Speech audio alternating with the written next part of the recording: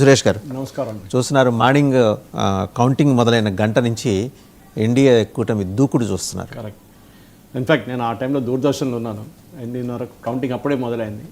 First postal ballot, దాని తర్వాత మిగతా. అప్పుడు చాలా క్లోజ్ అనిపించింది, 64-40 అని చెప్పేసి. కానీ దాని తర్వాత సడన్గా ఒక పుష్ ఈవీఎంలు ఓపెన్ చేయగానే అంతా మారిపోయింది అనమాట. కానీ ఇప్పుడు బీహార్లో ఆల్మోస్ట్ 2/3 మెజారిటీకి వచ్చేసారు.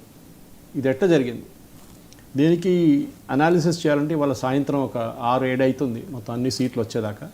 వచ్చిన తర్వాతనే మనం డీటెయిల్గా అనలైజ్, ఎందుకంటే 20-24 రౌండ్లు ఉన్నాయి, 6-8 కొన్ని ప్లేస్లు 9 రౌండ్లు అయినాయి అన్నమాట.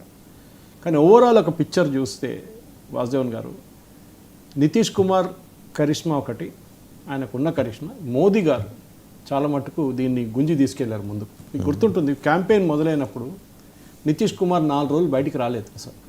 చాలామందికి డౌట్ వచ్చింది, ఏంటి ఈయన నవీన్ పట్నాయక్ లాగా ఈయన కూడా అవుట్ ఆఫ్ యాక్షన్ అయిపోతాడా ఎలక్షన్ ముందే అని చెప్పేసి. కానీ మోదీ గారు ఏ రోజు వచ్చారు ఆ రోజు ఆయన కూడా దిగారు. ఇన్ఫ్యాక్ట్ దాని తర్వాత తేజస్వి కన్నా ఎక్కువ ర్యాలీలు చేసింది నితీష్ కుమార్ గారు ఈ ఏజ్లో. ఆయనకున్న హెల్త్ కాంప్లికేషన్ మన అందరికి తెలిసిందే, చాలామంది తెలియదు కూడా. కానీ ఆయన బహుశా ఆ హెల్త్ కండిషన్ పెట్టుకుని ఆయన డిసైడ్ చేశారేమో, ఇది నేను ఎక్కువ రోజులు క్యాంపెయిన్ చేయలేనని చెప్పి చేశారు. నెక్స్ట్ పుల్లింగ్ పవర్ మోదీ గారు తీసుకొచ్చారు. కానీ దానికన్నా అన్నిటికంటే ముందు వాసుదేవన్ గారు ఒక పార్ట్ టైం పొలిటీషియన్ ఉన్నారు మన దగ్గర, రాహుల్ గాంధీ అని చెప్పి. ఆయన నాన్నగారు లాగానే రిలక్టెంట్ పొలిటీషియన్. ఆయన్ని వాళ్ళ అమ్మగారు గుంజి తీసుకొచ్చారు. ఆయన అప్పుడప్పుడు వచ్చి ఒక పీపీటీ చేస్తారు, మళ్ళీ చేయి ఊపుతారు, అంతా అయిపోతుంది, వెళ్ళిపోతారు. క్యాండిడేట్ సెలక్షన్ జరిగినప్పుడు బీహార్లో వాళ్ళ పార్టీ ప్రెసిడెంట్, పీసీసీ ప్రెసిడెంట్ను ఎయిర్పోర్ట్ వేసి కొట్టారు వాళ్ళ పార్టీ వర్కర్స్. ఆయన పాపం ఎయిర్పోర్ట్ నుంచి బయటకు వస్తున్నారు పట్నాలో, ఆయన్ని మనం చూసాం, టీవీలో చూసాం. అది ఆలోచించండి, ఒక పార్టీ ప్రెసిడెంట్. లాస్ట్ టైం అట్లా కొట్టిన ఒక సీన్ నాకు గుర్తొస్తుంది, సీతారాం మన కేసరి గారిని ఏఐసీసీ హెడ్ క్వార్టర్స్లో వేసి టాయిలెట్లు వేసి బంద్ చేసి కొట్టారు వాళ్ళు. అదే పరిస్థితి పాపం ఈయన కూడా వచ్చింది. ఏంటంటే టికెట్లు అమ్ముకున్నారు, పప్పు యాదవ్ లాంటి గుండాలు బాహుబలిని పెట్టుకొని టికెట్లు అమ్ముకున్నారని చెప్పి. ఆలోచించండి, ఆ పరిస్థితికి వచ్చేసారు వీళ్ళు. ఎందుకంటే వీళ్ళు టికెట్ డిస్ట్రిబ్యూషన్ టైంలో బీజేపీ వైపు నుంచి అమిత్ షా గారు పట్నాలో కూర్చున్నారు 3 రోజులు పట్నాలో కూర్చొని. ఆయన హోమ్ మినిస్టర్గా ఉన్న ఒక రోజు కూర్చుంటేనే చాలా పెద్ద ఇది అనమాట. 3 రోజులు కూర్చున్నారు పట్నాలో. ఆలోచించండి, ఆ పరిస్థితుల్లో ఆయన అక్కడ కూర్చొని చిరాగ్ పాస్వాన్ని కన్విన్స్ చేసి, చిరాగ్ పాస్వాన్కి 20+25-26 సీట్లు ఇచ్చి, నాకు 35 కావాలంటే కాదు మాట్లాడి, ఈయన కూడా మాంజీ కూడా కొంచెం డిమాండ్ పెట్టి నాకు 15 సీట్లు కావాలంటే ఆయన కూడా కన్విన్స్ చేసి, ఇంపార్టెన్స్ అండి ఎలక్షన్లో. దాని తర్వాత నితీష్కి పార్టీకి మీకు ఆల్మోస్ట్ 50-50. బీజేపీ ఒకటే చూసింది, గెలవటం మీదే దృష్టి పెట్టింది అంతే. కరెక్ట్. కానీ అదే టైంలో చూడండి, రాహుల్ గాంధీ కనిపించారండి మీకు అక్కడ. క్యాండిడేట్ సెలక్షన్ నడుస్తున్నప్పుడు ఆటోమేటిక్గా తేజస్వి అనౌన్స్ చేశారు, నేనే ముఖ్యమంత్రి అయిపోతున్నాను, నేను 2 చోట్ల నుంచి పోటీ చేస్తాను కూడా అనౌన్స్ చేశారు. వీళ్ళు వ్యతిరేకించలేకపోయారు, అదంతా అది ప్రాబ్లం అనమాట. ఎందుకు? That is the question. అంటే సీరియస్నెస్ లేదు. మీరు అశోక్ గెహ్లోట్ని పంపించారు, అశోక్ గెహ్లోట్ ఏం చేస్తారండి? అశోక్ గెహ్లోట్ వచ్చి ఏం ఎలక్షన్ గెలుస్తారు అక్కడ? ఇది మనం అడగాల్సింది అనమాట. ఈ పరిస్థితులను మాకు బాధ అనిపిస్తుంది. ఎందుకంటే కాంగ్రెస్కి సీరియస్ లేదు, ఇంకొక నేత కావాలి, టైం వచ్చేసిందండి. మన అందరి ఓట్ చోరీ అని రాహుల్ గాంధీ ప్రజెంటేషన్ చేస్తుంటాడు. ఎందుకంటే నేను బీహార్ ఓడిపోతున్నాను, మేము గెలుస్తున్నాం బీహారు, కానీ ఎలక్షన్ కమిషన్ బీజేపీ కలిసి ఎలక్షన్ తీసుకున్నారు, మనం గెలిచిందే ఎలక్షన్. ఎందుకంటే ఆయన ఓడిపోయారు అనుకోండి, ఇంకొక ఎలక్షన్ ఓడిపోయారు అని ఒక స్టాంప్ వచ్చేస్తుంది. ఇంకోటి కొత్త లీడర్ కోసం చూస్తుంటారు పార్టీ వాళ్ళు, ఎవరైనా ఇంకొకరు ఉన్నారా మమ్మల్ని వచ్చి కాపాడుకోండి అని చెప్పేసి, ఒక నరసింహరావు లాగానో ఇంకెవరైనా ఉన్నారా అని చెప్పి. ఆయనకన్నా పూర్వం బ్రహ్మానందరెడ్డి గారు ఏకంగా పార్టీ లీడర్ని ధిక్కరించి అధ్యక్ష పదవి చేపట్టారు. కాసు బ్రహ్మానందరెడ్డి గారు ఇందిరాగాంధీకి వ్యతిరేకంగా అప్పట్లో. మన రాజశేఖర రెడ్డి గారు చేసింది అది కూడా మన క్లోజర్ టు హిస్టరీ అదే కదా. ఇప్పుడున్న ప్రజలకి అదే అర్థమవుతుంది. రాజశేఖర రెడ్డి గారు ఉన్నప్పుడు ఏం చేస్తారు, స్ట్రాంగ్ లీడర్స్ని కాంగ్రెస్ ఎప్పుడు ఉంచుకోలేదండి. K Karunakaran was a very strong leader from down south in Kerala. ఏం చేశారు ఆయన కావాలని చెప్పి ఇస్రో స్పై స్కాండల్లో ఆయన కూడా పక్కన పెట్టి, ఆయన తెరిపేసి ఆయన కూడా పక్కన చెప్పి ఏకే ఆంటనీ ముఖ్యమంత్రి చేస్తారు, మోహన్ చాండీని ముఖ్యమంత్రి చేస్తారు. ఇది వీళ్ళ స్ట్రాటజీ. వీళ్ళకి స్ట్రాంగ్ లీడర్స్ నచ్చరు. ఈయన ఒక బీహార్లో ఎన్ని రోజులు ఎలక్షన్ క్యాంపెయిన్ చేశారండి. ఇప్పుడు చూడండి, ఇప్పుడు కాగానే మొదలవుతుంది బీజేపీ ఓట్ చోరీ చేస్తే. ఇంకొక ఛానల్లో నేను ఒక కాంగ్రెస్ రిప్రజెంటేటివ్ని కలిశాను, ఆయన కూడా అదే అన్నారు. నేను చెప్పిన 64 లక్షల ఓటర్స్ని తీసేశారండి. సుప్రీంకోర్టు దాకా వెళ్ళింది కేసు. సుప్రీంకోర్టు ఏం అడిగారు మీ దగ్గర, 64 లక్షల మంది డీటెయిల్స్ మీకు ఇస్తున్నాం, ప్రతి బిఎల్ఓలో పేస్ట్ చేస్తాం గోడ మీద, మీకు కాపీ ఇచ్చేస్తాం, మీ బ్లాక్ లెవెల్లో ఎవరున్నారో మీ రిప్రజెంటేటివ్స్ వాళ్ళకి ప్రతి బూత్ వైజ్ ఇచ్చేస్తాం డీటెయిల్స్. మీరు ఆ డీటెయిల్స్ తీసుకొని మీరు అబ్జెక్షన్స్ ఫైల్ చేయండి. ఈ 10 మందిని మా ఏరియాలో తీసేశారండి, తప్పు, వీళ్ళు ఉన్నారు, వీళ్ళు అఫిడవిట్ అని చెప్పి ఒక అఫిడవిట్ అంటే ఒక్క అబ్జెక్షన్ కూడా కాంగ్రెస్ ఫైల్ చేయలేదు. ఎందుకని చేయలేకపోయింది సార్? వాళ్ళు లేరు కదా. ఉంటే కదా చనిపోయిన వాళ్ళు లేసి వచ్చి ఓటేస్తారా?